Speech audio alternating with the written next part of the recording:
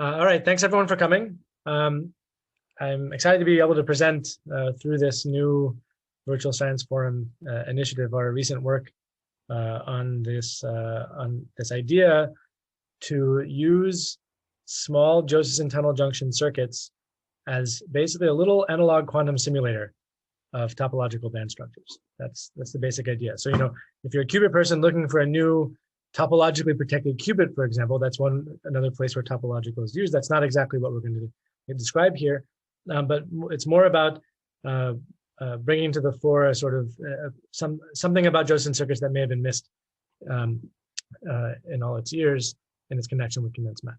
Okay, and so you can find a lot of details in this archive posting at the bottom.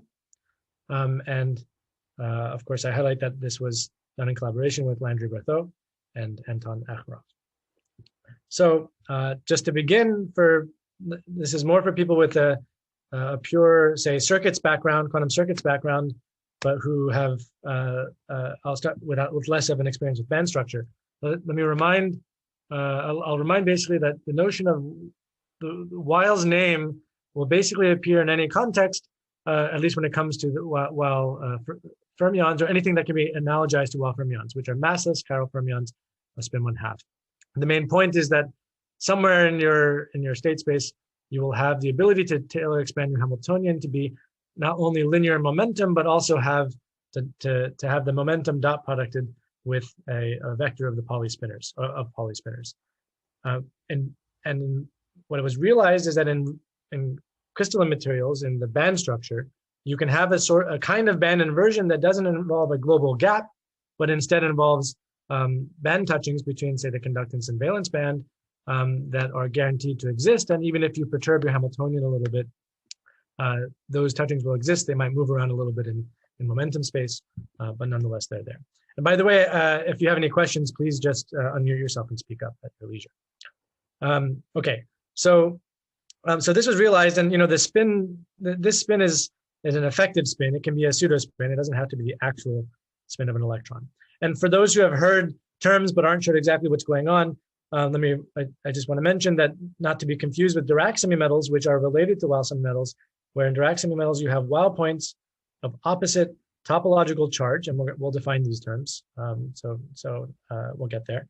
But opposite topological charge, but that there is some symmetry that avoids that prevents an avoided crossing there. So you can imagine these cones here being doubly degenerate and unavoided, but that's not really the focus here. The focus here of this talk is to simulate these Weyl semimetals that have pairs of band crossings that are guaranteed to exist in state space until they are brought together to annihilate each other.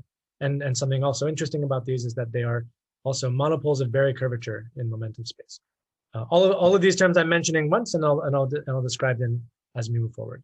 And so again, as a reminder for people in circuits land, just about band structure, the idea here is that if you have a periodic potential and just a conventional kinetic energy, you can, a key insight of Bloch was that you can write the wave function as a plane wave with some quantum number given by the crystal momentum, and then a periodic real space part of the wave function, and derive an effective Hamiltonian for the band structure in terms of this crystal momentum. Okay, and so you get periodicity in this crystal momentum, and also you've already had periodicity in real space. Okay, and this potential may be of some complex structure. Those of you who are familiar with quantizing Josephson Hamiltonians will know that there's a direct analogy to this for Josephson circuits, and we'll come to that a bit later in the talk. And so something interesting that can happen in real crystals when you have this crystal momentum is that, unlike for the free electron, where you would typically have, say, your conventional force terms that give you an acceleration in momentum, although here now it's crystal momentum, now you have an analogous term to the magnetic field in the velocity part of your Hamiltonian. So you have r dot, which you normally written as just being a velocity given by the derivative of the band of your dispersion relation, but now has this unusual term that comes from the Berry curvature, which has structure in momentum space. Okay, this is called Berry curvature because it's a second derivative. It comes from a second derivative of the wave function in the parameter space that is given by the Bloch crystal momentum. Okay, so it's also often referred to as a sort of quantum geometry. And there's a lot of information, useful information can be given by is given in this review article here for those who are unfamiliar. It's often called as a dual to the magnetic field because, for example, I'm going to build up to this. Let us remind ourselves that if we have an electric field on some particle, it will accelerate collinearly to it if you don't have either of these terms. With a magnetic field, you'll tend, let's say, pointing out of the plane, then you'll induce cyclotron motion, and in concert with an electric field, you'll get essentially an E cross B drift. So you'll get a transverse response of the particle to electric fields now if you have a magnetic field present. Similarly, but in a very distinct way, if you have Berry curvature in your system, and let's say it also in some sense points out of the plane, you will, in response to an electric field, no longer have a collinear response. You will also get a transverse response in just the same way, except that there is no longer any cyclotron motion. Okay, and you can see that in this case it's actually fairly easy to see because you can see that you can just substitute k dot with the electric field here, and you'll see that you'll get something cross-producted with your Berry curvature. And so there is this interesting analogy to magnetic field, and yet there's also, let's say, something funny about Berry curvature is that it emanates from monopoles that have a topological charge. And this maybe is better analogized to, what we know about electric fields, where we have an electric charge that is, quantized based on by a Gauss integral of the electric field in units of the electron charge. And what we also know is that the electron can only be removed from the universe by annihilating with, say, with a positron or something else of opposite charge. So, and it turns out that this analogy holds pretty well, just as well with Berry curvature, where you actually have the Weyl points in your parameter space that have a topological charge that is given indeed by the integral of the Berry curvature on any surface that encloses the Weyl points. Okay, so that'll be quantized by integers known as the Chern number. The sign of this will indicate your causality. And finally, just as with the electron, a positive sign can only be Weyl point can only be removed from the band structure by annihilating with an opposite signed Weyl point. So this tells us that, somewhat generically, the Weyl points will appear in pairs. Okay, and so given that they appear in pairs, meaning we can start to classify some things. Meaning, let's say we and there's important symmetries for this classification. The important ones are spatial inversion and time reversal symmetry. And if both of these symmetries are obeyed, there will be no Weyl points, because given that Weyl points are monopoles of Berry curvature, and we also know rules that say that if these symmetries are obeyed, there is no Berry curvature, then you will have none of these. So that's fine. Now, starting from these, let's say you break time reversal symmetry, okay, then it is allowed for a pair of Weyl points to appear, okay, through a sort of band inversion in the Brion zone. But the fact that you have preserved spatial inversion tells you that the Weyl points must appear at opposite momenta in the Brion zone. Here, the gamma point is the center, and those will have opposite charge. All right, and this rule tells us that the minimal situation is indeed to have a pair of Weyl points. Conversely, if you have broken spatial inversion symmetry but preserved time reversal, then time reversal gives you a different rule where, although you still are required to have Weyl points at opposite momenta, now they'll be the same charge. And this enforces that you must have minimally 4 Weyl points.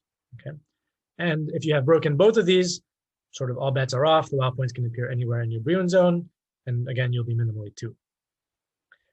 Something I want to, maybe a pedantic point, but I want to make sure it's stated, is that a time reversal broken Weyl semimetal can also have 4 Weyl points.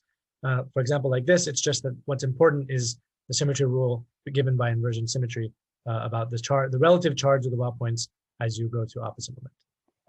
Okay. And so, okay, materials have been looking at this. There's been a lot of studies in transport and spectroscopy. So, you may ask, why should we look for other systems to display Weyl physics?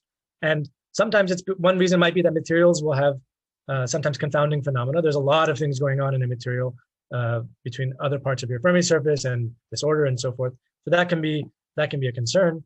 But more importantly, it gives us new ways to explore and understand topological physics, new ways to probe the system. And finally, we might also keep an eye out for applications, and also, frankly, just because it's cool. So as indicated by the image on the right. So So there was this really nice idea 4 years ago, 4.5 years ago now, that I came across when I was exploring the possibilities of entering the field of Josephson circuits and circuit QED, which was that, which is described as follows, meaning you have a little scattering region here in the middle for electrons. Okay, this is a mesoscopic system nominally, and you attach 4 or more leads to it, superconducting leads. And these leads can have a phase, so we set this first one to 0, and then you have 3 possible phase differences if you have 4 leads.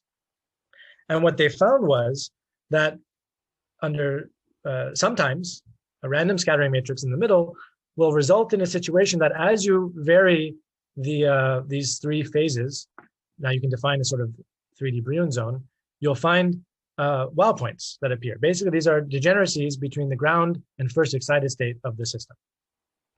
And then they pointed out that, for example, if you look at 2 planes, so phi1 and then phi2, using phi3 as a tuning parameter, that means that, let's say you park here, okay, and you're in phi3, in the superconducting phase, then it turns out that the plane that is spanned by phi1 and phi2 has a finite Chern number. So this is the same topological invariant I described that that defines the charge of a Weyl point, which are these plus and minus signs. But also, if you expand it to be the whole periodic Brillouin zone, if that's your integral, then you can obtain also a finite Chern number. And they showed that in this device, in this kind of device, you can get a kind of quantized Hall effect, a quantized transconductance between, say, leads 1 and 2, where you can actually voltage bias these leads and find out that the current in lead 1 will be quantized by Fourier square over h to the voltage of lead 1. Okay, and you can tune between regions of 0, positive and negative Chern number as you will, and so yeah. So this idea of using sort of the parameters of a small Hamiltonian to generate analogies for Weyl band structures was presented here, but it also left some open questions. Why did the nodes always come in sets of 4? We'll talk about that in a minute. And also, how can we do this in the lab? Because a small few mode island that has good coupling to 4 or more leads is a challenging device to construct experimentally. So the question. Sorry, can I get a clarification here? Sorry. Yes. I don't know if it's okay if it's kosher to interrupt you in the middle of this. Please. Yeah. So the role of momentum is now played by phase. So instead of momentum space, you have the space of 3 different phases. Is that right? Correct. That's correct. And there's still an energy as a function of the 3 phases. That's right. Can you give me a sense of what is the dominant contribution to this energy? Like what is this the energy of exactly? In this device, that's there is an Andreas reflection process from the leads, and that will be capped by an energy scale of delta of the superconductor. There's also, if you have many modes in there, if you imagine if you just had, say, if you didn't have leads for a moment and you just had a little scattering region, then you just have levels of this local fermionic object region. Like it's a little quantum well, a little quantum dot with many levels, and then you couple it to superconducting leads. So the exact structure that results is actually fairly complicated, and part of what was mysterious about this object was indeed that getting a clear intuition for how to constrain this scattering region into giving us Weyl points was part of the challenge, I think, at least intuitively. So what I'll hopefully motivate in a minute is that by asking this question of can we replace the scattering region with a Josephson tunnel junction circuit, because it's built from constitutive elements that we understand very well, we can start to get a sense for both energy scales and structure of the Hamiltonian and so forth. Does that help? Yeah, thank you. Yeah, okay.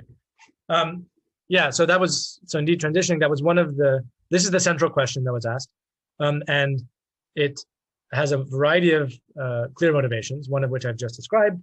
Also the fact that Josephson tunnel junctions are a mature technology, and so experimentalists could make these circuits, rapidly.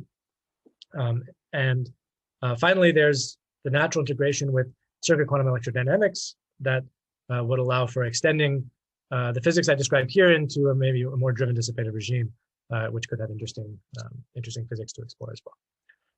So to help motivate the eventual answer to this question, which will be yes, we're going to look at, for a moment, the generic Hamiltonian of a Josephson circuit with a number of islands and a number of Josephson elements. So let's break this down for a minute.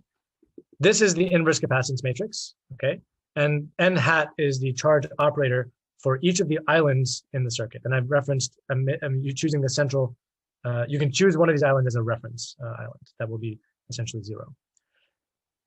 The Ng is the offset charge of each island, meaning that if you imagine having a small gate, capacitor coupled gate, and then we add a little bit of a voltage bias, that voltage bias will induce a small potential offset for the island, and that's given by this Ng variable, okay?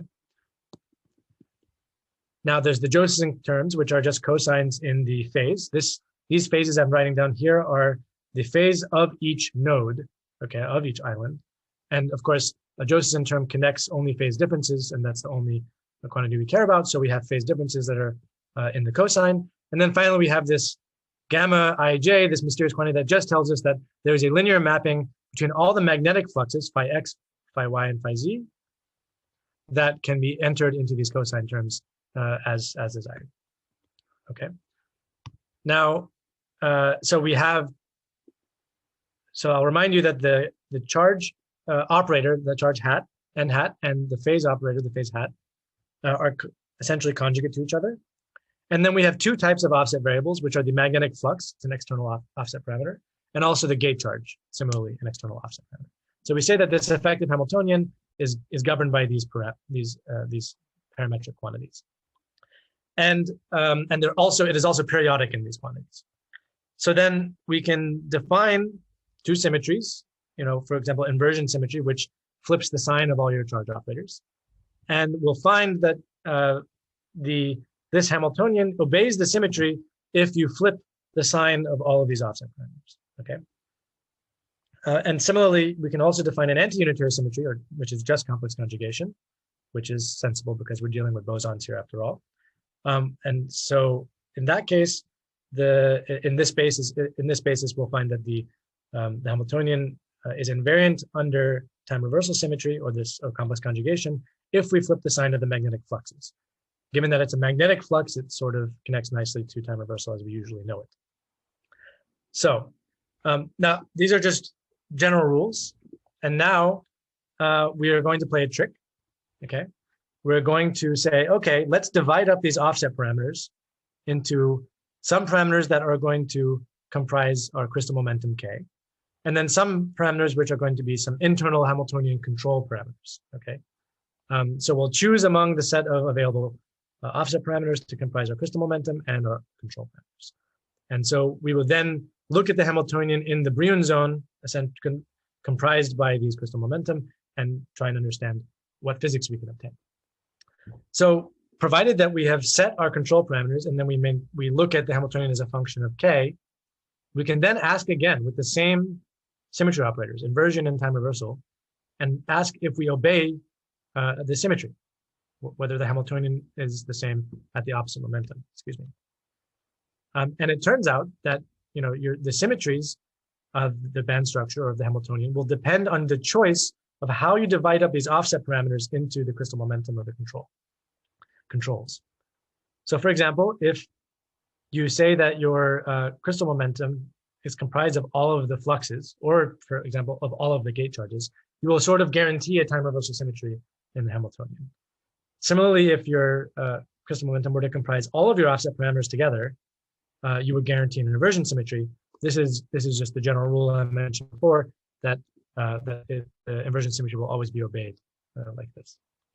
Okay, so with this in mind, we can now ask, let's try and construct a circuit of a given set of symmetries and see if we can obtain an interesting band structure.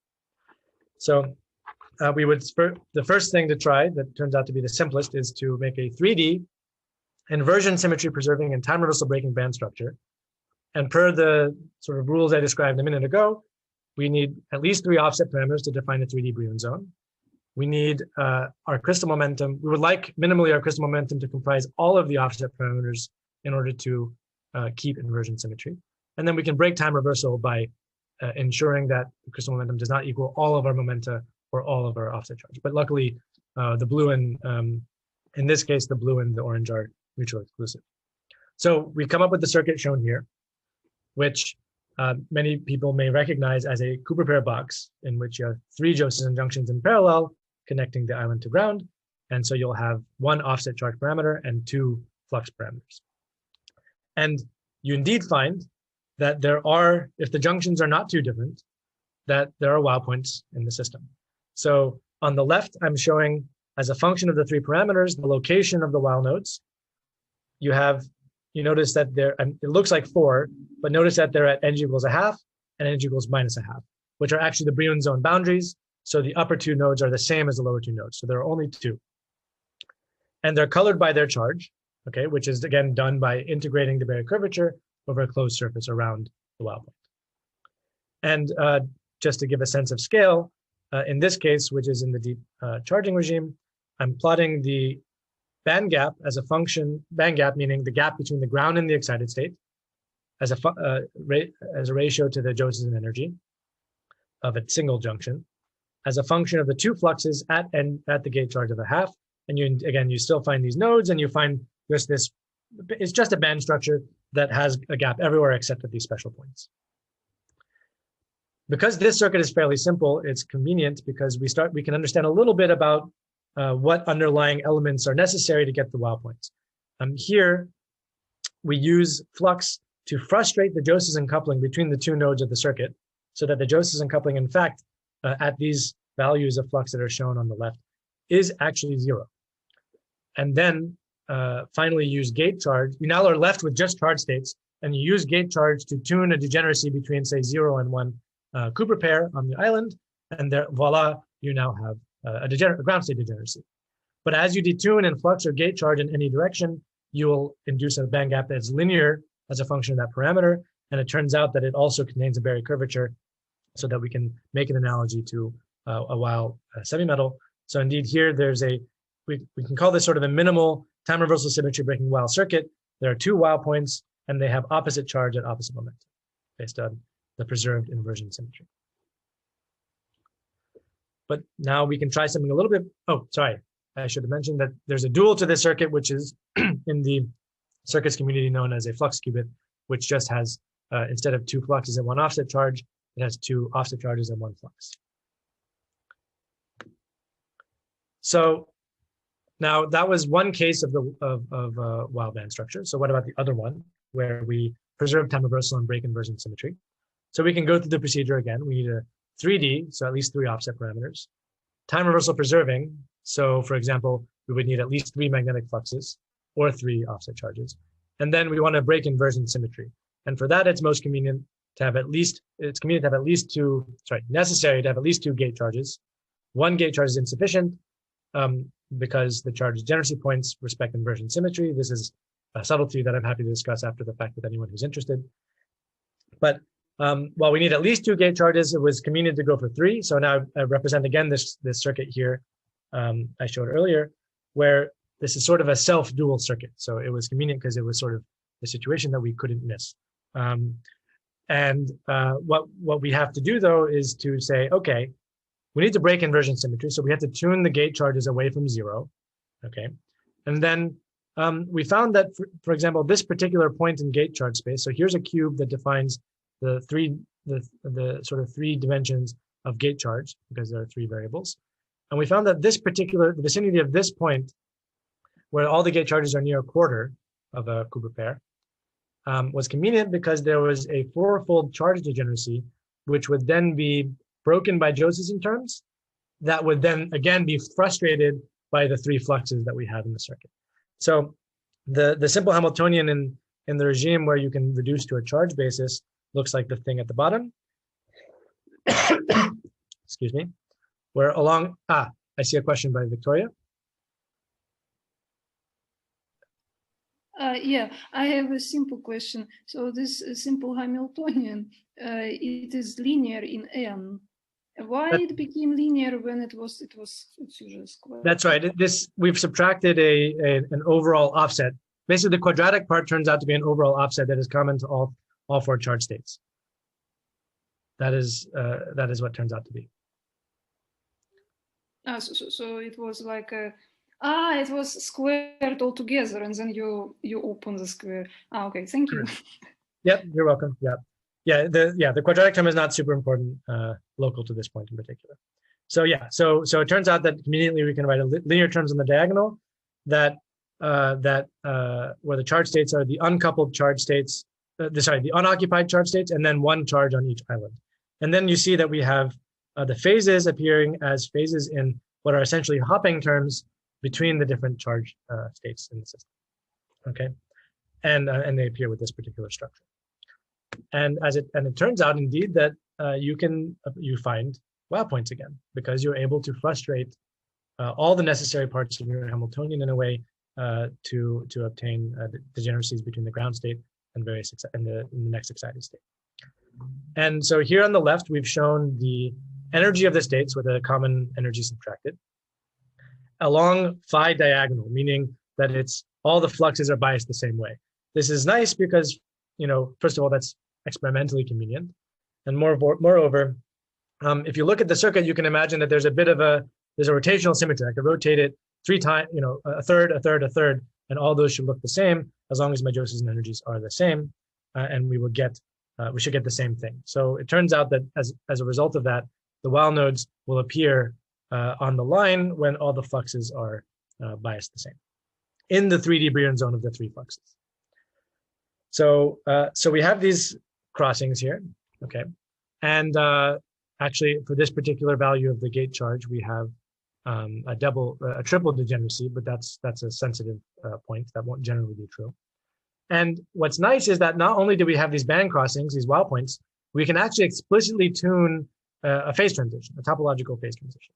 So if we look on the middle panel now, where we are seeing the energy gap, where the x-axis is again this phi diagonal parameter, and then the y-axis is a gate charge detuning from the point that is shown in the left panel, where all the gate charges are now being biased together. And so the energy gap, again, in units of the Josephson energy, and you see in deep blue are the lines where we have degeneracy points. And so it turns out that, for example, the Weyl point here on the left is charge +1. That's the purple color we're using. And so we have +1, +1, -1, -1. And you find that, again, indeed, that these points remain as you tune the Hamiltonian. Indeed, eventually, though, they will merge and annihilate each other at some critical value that will depend on the details of your Hamiltonian.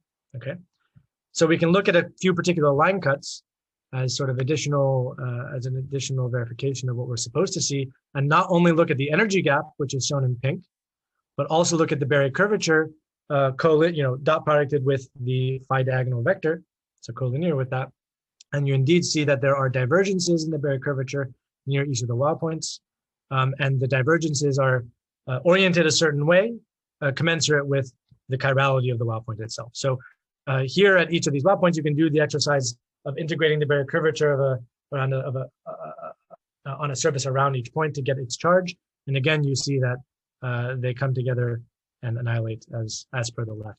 And here at the bottom, while there are no longer Weyl points, you have Berry curvature in the system, okay, in the black. There are just no longer any monopoles of them. They don't diverge. We haven't gotten so far as to restore inversion symmetry, to restore time reversal symmetry in the system and inversion symmetry, both. So okay.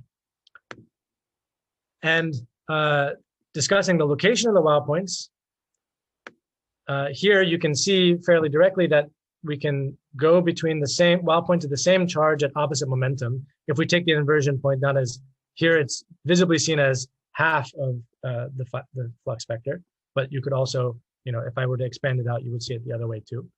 And this particular symmetry rule is obeyed even when we introduce asymmetries in the circuit, make some of the junction energies different or the capacitors different. Here, you see that the points are not exactly on the diagonal, so a line cut does not suffice. But if I try to represent these Weyl points on in the 3D space, you would anyway find that same charged Weyl points exist at opposite momentum. Okay, so that sort of verifies the anticipated consequences of the symmetry of the circuit. Now, so far, I motivated how to construct this thing in the deep charging regime, where EJ is much smaller than EC, so that we have just 4 basic states. It's it's simpler to look at. But that's not a very easy regime to enter in a real device. So we'd like to look at this at much larger values of EJ over EC. So we want to understand how things look as we exit that regime. So what I'm showing here, what is also true about the deep charging regime is that you're extremely sensitive to the gate charge parameter. So it might be hard to control. So you'd also prefer that you don't become so sensitive to that. So what you can do is to say, okay, we have our Brillouin zone in fluxes that we want to search for Weyl points, but you have this internal control parameters, which are the gate charge. And so you might want to ask for what number of gate charge combinations do you have Weyl points? So here I'm showing in 3D, the 3 gate charge parameters, and each dot is an instance in which I was able to find Weyl points in flux space, okay? And where there are no dots, in this, I basically searched over a 3D grid, no Weyl points were found.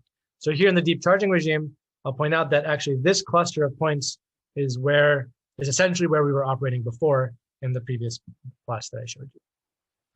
But we indeed find that when the Josephson energy and the charging energy are of the same order, that the space becomes somewhat more densely filled with situations in which you find Weyl points or Weyl band structures, but it's not fully filled.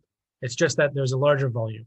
So if we look at the volume of control parameter space compared to that has Weyl points compared to the total volume of control parameter space, we can look at what we've termed as a topological volume fraction, and find that we at about EJ over EC of about a half, it turns out that we get a maximum of close to a little bit more than a quarter of the volume is topological or topologically non-trivial, let's say, and the remainder is not.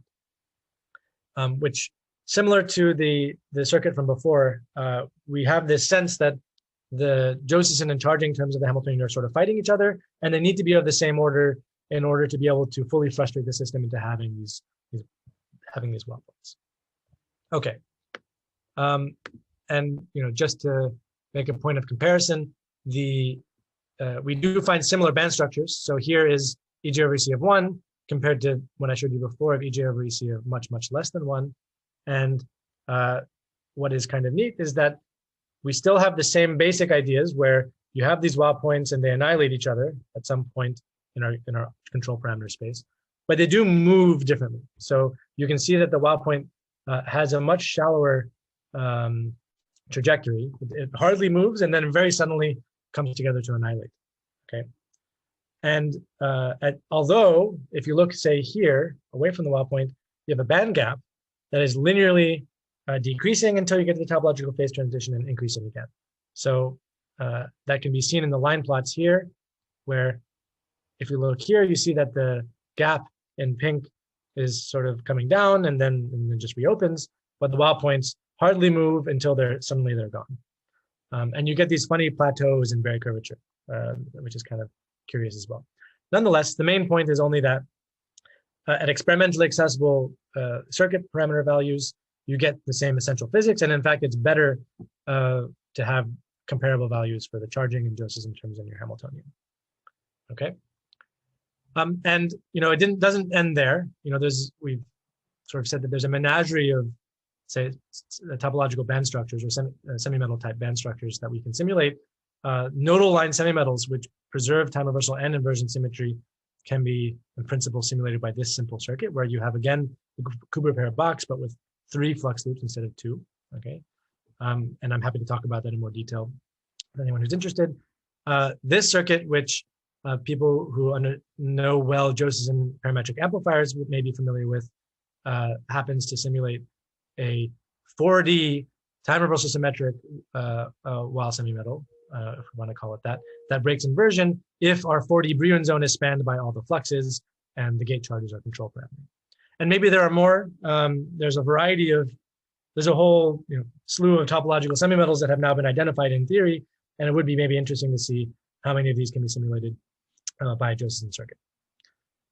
So that's the basic construction and the basic rules. And we want to check what kinds of experiments are feasible to do.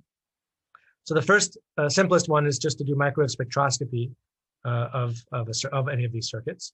And in particular, what one can hope to do is to find the nodes, by going to as low a frequency as you can in the spectroscopy, and then tune your control parameters so that you induce the topological phase transition.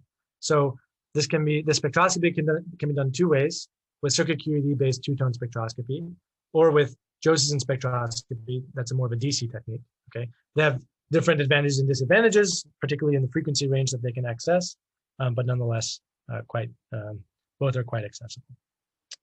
So that's for looking at the spectrum of the system, in particular as you tune through a topological phase transition. Somewhat earlier in the talk, I mentioned the quantized transconductance in the Josephson scattering region. And the same physics can be accomplished here, where if we break the circuit open, now it's no longer nicely closed in on itself, so that we allow to define a ground and to define some voltages that are being applied. And if you recall that applying a voltage is applying a linear increase in the phase of your system, you can imagine that what you're essentially doing is sweeping this plane of phase in phase space. And if it happens that you have a Chern number of Berry curvature there, you will also have this quantized transconductance where the current in lead X will be quantized with respect to the voltage in lead Y and vice versa. Okay, in the adiabatic limit. Finally, a somewhat more complicated proposal that could also be accomplished is to measure the Berry curvature directly at a fixed point in parameter space. So for example, one could try to look at the divergences in Berry curvature shown here. And it's based on these techniques, both theoretical and now experimentally done in driven qubits, shown here, where the idea is that if you recall that Berry curvature is sort of a transverse deflection of your wave packet in semi-classical motion. In a similar way, if you try to Rabi flop your system from say up to down in the two-level approximation, you will find that you will be deflected in a way that you wouldn't expect if you didn't have Berry curvature. And by measuring that deflection, you can measure the Berry curvature directly, and in fact also measure the Chern number as described in these works here. And I won't go into too much detail, but the point is mostly that there are a variety of experiments of differing kinds of complexity that are potentially accessible in these small circuits. So I hope that I've shown that there's an analogy between topological semi-metal band structures and small technologically available Josephson circuits. And we propose some experiments to probe the topological nature of the wave functions of these circuits. But having identified this, there's a variety of directions to actually look at moving forward. For example, we still haven't completed the full platform. We've used the circuit elements we know best how to implement in the lab, but adding linear inductors and quantum phase slip elements will sort of complete the Punnett square of possible circuit elements that we could try to imagine and see how things develop in that way. We could also look at classifying the variety of unitary symmetries like rotational and mirror symmetries and so forth for circuits with a few loops and nodes, which may be helpful for guiding experiments. Now, more speculatively, we can think about, for example, can we simulate, rather than the bulk band structure, the topological surface states? Okay, that's it's not super obvious to me how one might do that, but it would be very interesting to think about. Connecting with experiments, there's also the possibility of adding Floquet physics or non-hermiticity in certain ways. And more exotic stuff would be to try to look for non-abelian bands, which was accomplished with Andreas states in this archive posting here. And also, for example, to incorporate, instead of standard Josephson tunnel junctions, but to incorporate topological junctions that involve Majorana junctions that simply behave differently, and maybe there's something interesting you can do there. So just seeding some ideas, and I'm very happy to talk with people about ideas to that end. So I'd like to thank you all. These, again, are my collaborators and the archive posting where you can learn more, and I'll be around if there are any questions to discuss. Thanks, everyone.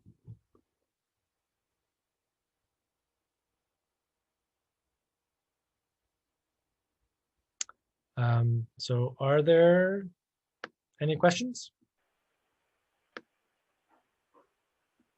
If not, then I can. I have a super vague question, sorry. Okay. Oh, sorry, someone else was first. Sure. Christian? Yes, I would just have a sort of maybe sort of practical question in terms of implementing this thing. So you have this sort of circuit with, let's say, 6 Josephson junctions, and I guess here you assume them to be sort of well defined. But in practice, if you were to fabricate it, there will probably be sort of significant disorder in terms of the parameters of these. So how robust are these sort of features that you're looking for towards such disorder? Yeah, very good. So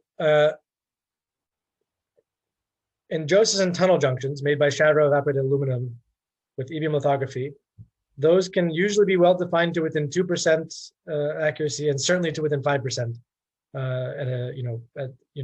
with expert groups. Yeah, and that sounds reasonable. Yeah. So while you will not maybe get everything exactly on the line on this diagonal line that I described here, some disorder will move the Weyl point slightly off. So you may not. It may be hard with a global flux bias to get exactly at the Weyl point. They will still approximately obey the symmetry. So this is the flux diagonal. They'll be slightly moved off, but they'll still be there. In fact, it's precisely the fact that small variations of your Hamiltonian don't just annihilate the Weyl points is what gives it its topological character. So for that reason, actually, it's quite nice that at the level of technological fabrication accuracy, we should be fairly reliably able to achieve Weyl points in the circuit. Okay, nice. So maybe like a slightly follow up quick. So would you say is that if you have this disorder, would it then be beneficial to have sort of more individual control of the different flux biases? Yeah, I think that would be overall beneficial. You also might, for example, choose not to make flux your crystal momentum, but rather a gate charge, which is maybe it's a little bit easier to have local control, and it might be possible for a global flux bias to still put you in a topological regime if you consider gate charge as your momentum parameter.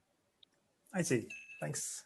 So yeah, you can flip it on its head. We chose to work with fluxes mostly because it made it straightforward to write down this 4x4 Hamiltonian. That was convenient, but there's no reason why you couldn't do it the other way around, where your control parameters are fluxes and your quasi-momenta are gate charge.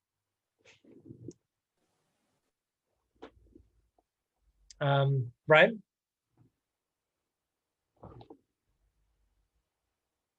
Yeah, sorry, I don't know if I jumped from place in line or something. But basically, my question is, if you want to import analogies from, Weyl semi-metals, it would be nice to have some analog of transport of like conductivity, so you could see if there's an analog of, I don't know, like chiral anomaly or something. That's but right. Is there any analog of transport that you can think of here, like, pumping of, offset voltage from one place to another or something like that? Sure. What's a bit tricky here is that you don't have a Fermi sea, right? At the same time, you don't have momentum relaxation. So so there's not like it's a bit so there's a lot of things going on that make it a little bit hard to make that leap. Right.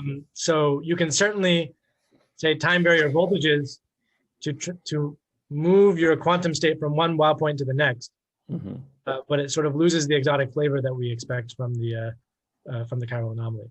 So, and there's also not exactly this sort of E dot B-ness that we think of when it comes to chiral anomaly. Mm-hmm. So, for example, the something that I took off of my speculative extensions is, can you effectively simulate a magnetic field that would normally introduce Landau levels into a band structure into a Josephson circuit?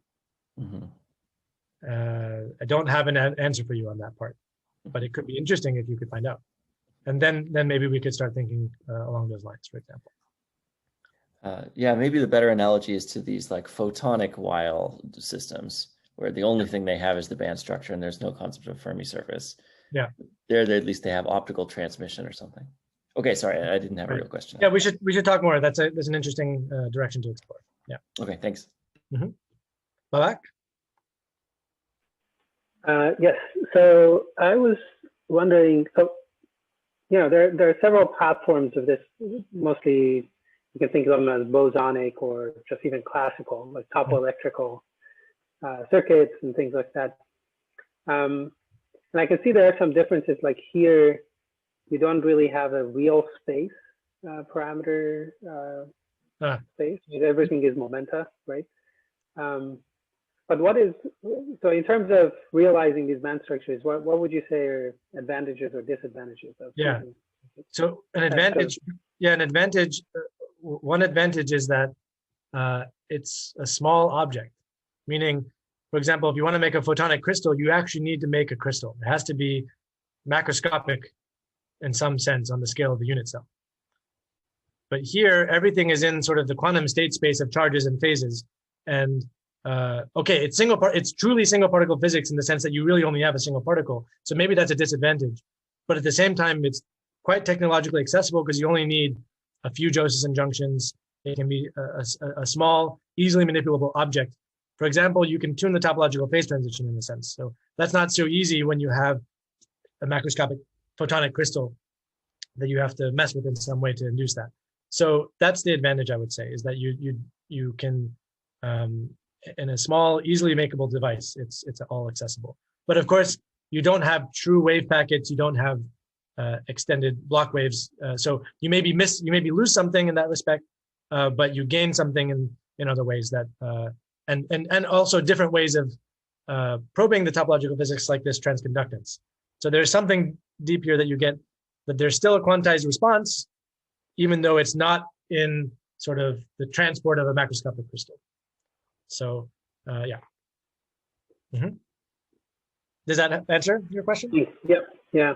So maybe piggybacking on that question a little bit.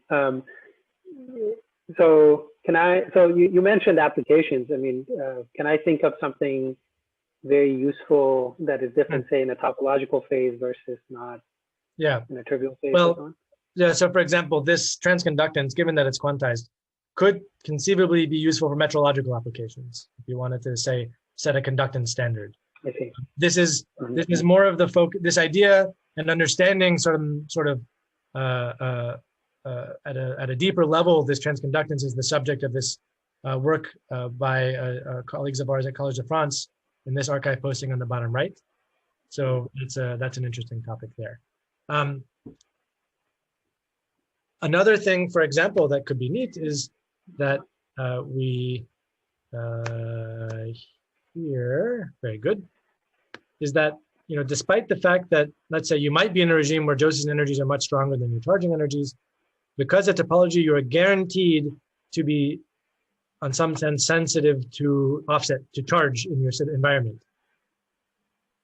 And so you might be able to gainfully apply that in order to make an interesting kind of sensor that's based on topological physics, rather than, say, the natural sensitivity of something in which charge is the most dominant term in your Hamiltonian. So that could be an interesting direction. And I think there's also, another, maybe not less application and more fundamental. This does start to raise the question of, to what extent can Andreas physics, like what was proposed here, be simulated by a technologically accessible Josephson circuit?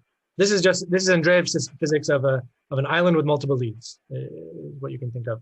And at least in some limit, we have managed to show that a lot of that is accessible and more easily understandable with Josephson tunnel junction circuits.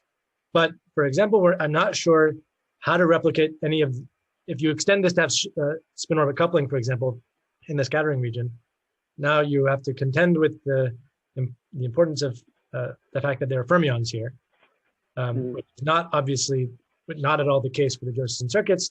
And you might ask the question, okay, is it even possible to compactly represent the fermionic physics of an Andreas system with Josephson circuits? So that could be an interesting avenue of exploration.